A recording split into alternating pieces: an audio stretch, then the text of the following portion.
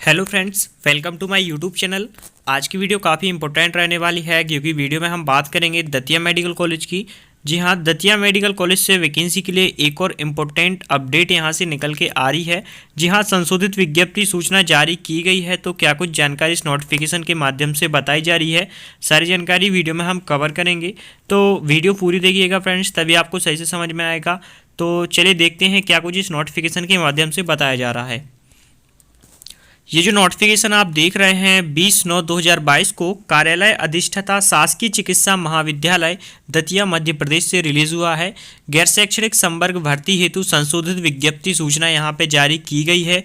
तो संशोधन क्या किया गया है और किस प्रकार की ये भर्ती है, ये सारी जानकारी वीडियो में हम कवर करेंगे। तो फ्रेंड्स चलिए वीडियो स्टार्ट करते हैं। यहाँ पे आप देखेंगे भोपाल दिनांक 10/5/2019 द्वारा प्राप्त अनुसूचियों के आधार पर रिक्त पदों की पूर्ति आयुक्त चिकित्सा शिक्षा भोपाल की पत्र क्रमांक इतने के परिपालन में अभ्यर्थियों के आवेदन पत्र एमपी ऑनलाइन के माध्यम से परीक्षा उपरांत प्रावीण्य सूची के आधार पर चयन प्रक्रिया की जानी है। इस हेतु निर्धारित प्रारूप में आवेदन पत्र आमंत्रित किए जाते हैं। तो एमपी ऑनलाइन के माध्यम से आपके यहाँ पे फॉर्म भरने हैं। गैर शैक्षणिक संवर्ग की भर्ती के लिए आवेदन आपके ऑनलाइन भरे जाएंगे। इसके बाद आपका एग्ज़ाम रहेगा। एग्ज़ाम के बाद प्रावीण्य सूची के आधार पर आपको यहाँ पे नियुक्ति दी जाएगी। एमपी ऑनलाइन की वेबसाइट www.mponline.gov.in पर ऑनलाइन उपलब्ध रहेगा तथा फॉर्म भरने की जो लास्ट डेट है वो 29/10/2022 रात्रि 12 बजे तक भरे जा सकेंगे। गैर शैक्षणिक संवर्ग की कुल रिक्त पदों की संख्या की अगर हम बात करें तो कुल 25 पद यहाँ पे खाली हैं, जिसमें से सीधी भर्ती के लिए पहली जो पोस्ट है वो है चिकित्सा अभिलेख अधिकारी की, एक पोस्ट यहाँ पे है, आप देख सकते हैं। इसके बाद अगली जो पोस्ट है वो है मेडिकल सोशल वर्कर की, 2 पोस्टें इसकी रहने वाली हैं। इसके बाद सहायक सांख्यिकी की एक पोस्ट रहेगी, साइक्रेटिक सोशल वर्कर की एक पोस्ट रहेगी, स्टेनोग्राफर की भी एक पोस्ट यहाँ पे रहने वाली है। इसी प्रकार से कोडिंग क्लर्क की भी भर्ती यहाँ पे निकाली गई है जिसकी 2 पोस्टें हैं। असिस्टेंट लाइब्रेरियन की एक पोस्ट रहेगी, कैटलॉगर की एक पोस्ट रहेगी और रिकॉर्ड क्लर्क की पोस्ट 2 हैं। इसके बाद स्टेनोटाइपिस्ट की 2 पोस्टें यहाँ पे रहने वाली हैं। डॉक्यूमेंटलिस्ट की एक पोस्ट यहाँ पे रहेगी। सहायक ग्रेड 3 की भी यहाँ पे 6 भर्ती निकाली गई हैं और भर्ती के कुल 4 पद यहाँ पर रहने वाले हैं। संविदा पद पर आवेदन करने हेतु अभ्यर्थी को कम से कम 5 वर्ष का संबंधित पद से अनुभव होना अनिवार्य रहेगा। चलिए अब हम क्वालिफिकेशन देख लेते हैं कि न्यूनतम शैक्षणिक योग्यता आपसे क्या मांगी जा रही है।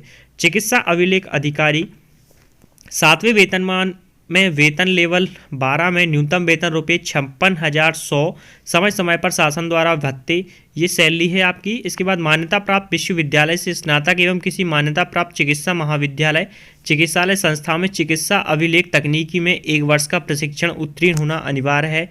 ये क्वालिफिकेशन आपसे मांगी जा रही है और एक्सपीरियंस चिकित्सा अभिलेख अधिकारी की पोस्ट के लिए। इस प्रकार से मेडिकल सोशल वर्कर की इसमें आपकी सैलरी रहेगी 32,800 और क्वालिफिकेशन में मान्यता प्राप्त विश्वविद्यालय से समाजशास्त्र मेडिकल सोशल वर्कर की स्नातकोत्तर उपाधि अथवा MSW उपाधि आपके पास होना चाहिए। सहायक सांख्यिकी अधिकारी में 32,800 आपका सैलरी रहेगा। मान्यता प्राप्त विश्वविद्यालय से वाणिज्य सांख्यिकी अर्थशास्त्र अथवा गणित विषय में कम से कम द्वितीय श्रेणी में स्नातकोत्तर उपाधि आपके पास होना चाहिए। साइक्रेटिक सोशल वर्कर की बात करेंगे तो 28,700 आपको सैलरी मिलेगा। इसके बाद मान्यता प्राप्त विश्वविद्यालय मनोविज्ञान विषय में कम से कम द्वितीय में स्नातकोत्तर उपाधि आपके पास होना चाहिए। इसके बाद स्टेनोग्राफर की एक पोस्ट है जिसपे 28,700 आपको सैलरी मिलेगा। इसके लिए क्वालिफिकेशन चलिए हम देख लेते हैं। 12th आपने पास की हो, मान्यता प्राप्त विश्वविद्यालय से आपके पास कंप्यूटर एप्लीकेशन में पत्रोपाधि होना चाहिए। किसी मान्यता प्राप्त संस्था अथवा परिषद से हिंदी इंग्लिश शीघ्र लेखन परीक्षा 100 शब्द प्रति मिनट की गति से उत्तीर्ण किए जाने का सर्टिफिकेट आपके पास होना चाहिए और CVCET अथवा आवश्यकता अनुसार हिंदी एवं अंग्रेजी अथवा दोनों में उत्तीर्ण होना चाहिए। कोडिंग क्लर्क के लिए 25,300 सैलरी है। 12th आपने पास की हो, DCA का आपके पास डिप्लोमा हो और CPCT की परीक्षा हिंदी टंकड़ के साथ उत्तीर्ण होना चाहिए और शासकीय निजी चिकित्सा महाविद्यालय चिकित्सालय में 1 वर्ष का कोडिंग कार्य का अनुभव आपके पास होना अनिवार्य है। असिस्टेंट लाइब्रेरियन के लिए 22,100 रुपये वैकेंसी मिलेगी। इसके लिए आपके पास लाइब्रेरी साइंस में स्नातक उपाधि होना चाहिए। कैटलॉगर के लिए आपके पास लाइब्रेरी साइंस में स्नातक उपाधि होना चाहिए। रिकॉर्ड क्लर्क के लिए आप देखेंगे तो 19,500 सैलरी है। 12th आपने पास की हो, डीसीए के आपके पास डिप्लोमा हो, सीपीसीटी परीक्षा आपने पास की हो। इसके बाद स्टेनोटाइपिस्ट के लिए 19,500 सैलरी है।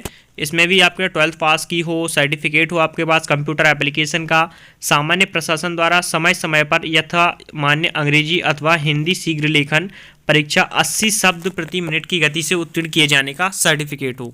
सीपीसीटी परीक्षा आवश्यकता अनुसार हिंदी अथवा अंग्रेजी दोनों में उत्तीर्ण होना अनिवार्य है।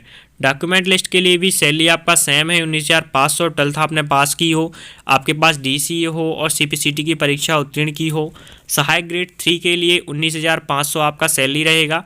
12th आपने पास की हो और डीसीए का डिप्लोमा हो और सीपीसीटी की परीक्षा आपके पास हिंदी टंकण के साथ उत्तीर्ण होना चाहिए। वृत्ति की जो पोस्ट है उसमें सैलरी 15,500 मिलेगी। इसके लिए आपने मान्यता प्राप्त बोर्ड से 8वीं की परीक्षा उत्तीर्ण की हो। यहाँ पे एक नोट भी दिया हुआ है कि उक्त कोडिंग क्लर्क पद हेतु मान्यता प्राप्त शासकीय निजी चिकित्सा महाविद्यालय चिकित्सालय में 1 वर्ष का कोडिंग कार्य का अनुभव होने के साथ संबंधित कार्यालय में सैलरी स्टेटमेंट, बैंक पासबुक की सैलरी डिटेल इत्यादि प्रस्तुत करना अनिवार्य होगा।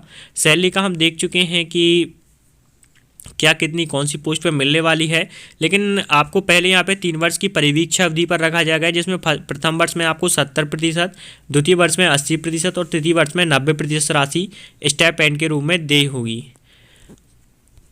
इसके बाद एज क्राइटेरिया देखेंगे तो जो भी हमारे जनरल कैटेगरी के कैंडिडेट हैं उनके लिए 18 से 40 वर्ष है और अनुसूचित जाति, अन्य पिछड़ा वर्ग और अनुसूचित जनजाति के लिए 18 से 45 वर्ष है।